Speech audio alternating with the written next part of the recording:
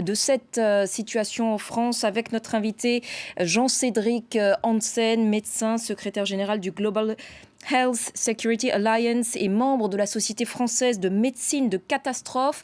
Bonjour Jean-Cédric Hansen, merci d'avoir accepté notre invitation. Comment Bonjour. est-ce qu'un hôpital tel que celui de la Pitié-Salpêtrière accueille ce type de patients à haut risque ? Eh bien, les patients, quand ils ont été identifiés comme à risque, ce qui correspond à un questionnaire très précis, ils vont être accueillis par un circuit dédié afin de les faire arriver, comme vous l'a dit votre journaliste dans le reportage, directement dans des chambres sécurisées où il y a une pression négative, ce qui fait que tout ce qui est dans la chambre reste dans la chambre et ne peut en sortir. Et ceci permet de protéger l'ensemble des autres patients. En Quels sont... France, on est particulièrement bien préparé sur ces éléments-là.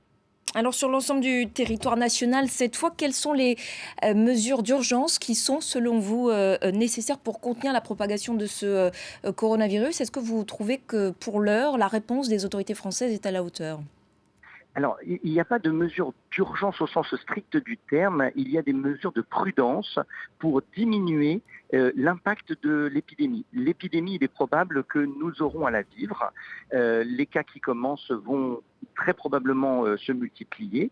Cependant, la plupart des gens qui sont contaminés le sont de manière asymptomatique ou avec très peu de signes.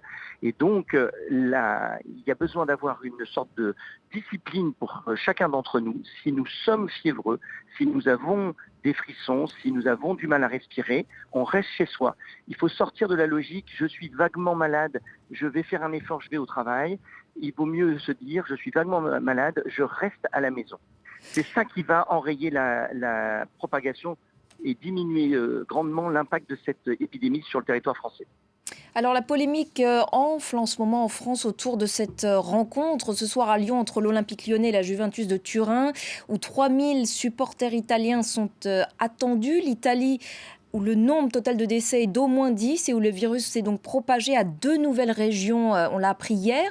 Est-ce que vous pensez que cette venue de ces supporters italiens est quelque chose de prudent ? Alors, la venue des supporters peut apporter des cas supplémentaires, ça c'est une possibilité. Cependant, entre le fait d'annuler la rencontre et de la maintenir, ce qui est important à savoir, c'est que si les supporters italiens se sont peut-être contaminés les uns les autres pendant le trajet, le fait d'être dans le stade représente très peu de risques pour les autres spectateurs. Un stade est un lieu largement aéré. Or, ce qui est dangereux, c'est l'accumulation de virus. Donc, quand on est dans des lieux aérés, comme en plein air ou dans un stade, les virus sont dilués dans l'air et donc le risque de contamination est beaucoup moindre. Ce n'est pas le cas dans un bus, par exemple, ou dans un transport en commun, bien évidemment. Donc, le risque pendant le stade, pendant le match est relativement faible. Pendant le trajet, c'est autre chose.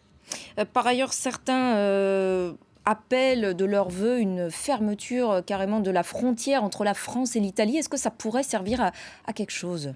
Alors, les études, les expériences antérieures pour d'autres types d'épidémies montrent que la fermeture des frontières n'est pas très efficace sur ce sujet-là. Il vaut mieux. Alors, en France, on a une doctrine qui consiste à essayer de repérer au plus près les cas et sur le territoire. Et nous avons un maillage relativement efficace qui permet, d'ailleurs c'est le cas, de détecter même des cas très isolés comme ce qui s'est passé aux contamines. Donc on peut détecter très vite grâce aux médecins généralistes, grâce aux services dédiés des ARS et des services des urgences, des médecins des urgences, on peut détecter très vite et très tôt les cas. Et c'est plus intéressant et plus rentable de détecter les cas dès qu'ils se présentent plutôt que d'interdire et de croire qu'on est à l'abri derrière une frontière fermée.